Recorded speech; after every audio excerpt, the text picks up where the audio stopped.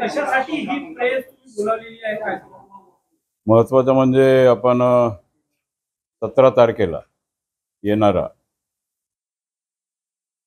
उपमुख्यमंत्री देवेंद्रजी फडणवीस साहेब, त्याचप्रमाणे उपमुख्यमंत्री अजितदादा पवार, उद्योग मंत्री उदय सामंतजी आणि मी स्वतः वडलापेठ गाव अहेरी निर्वाचन क्षेत्रामध्ये आपण जवळजवळ 5,000 कोटीचा लागत लावून आपण कारखान्याचं भूमिपूजन आपण तिथे घेणार आहोत आणि 12 वाजता अंदाजात वेळ दिलेला आहे.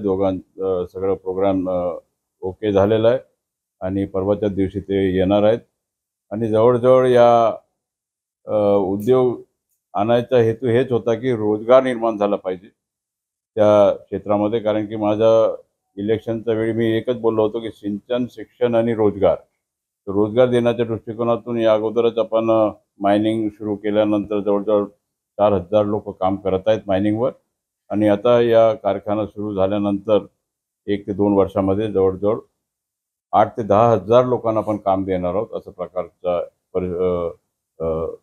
परिस्थिती आपण निर्माण केलेला आहे आणि लोक स्वतःच्या पायावर उभा झाला पाहिजे हे दृष्टिकोनातून आपण एक फार मोठा काम करत आहोत. आणि पुढे सुद्धा पुष्कळसे उद्योग मायनिंगचे येण्यासारखा परिस्थिती निर्माण झालेला आहे आणि फार मोठ्या प्रमाणामध्ये इथे मायनिंगचे मोठे मोठे कारखाने येतील.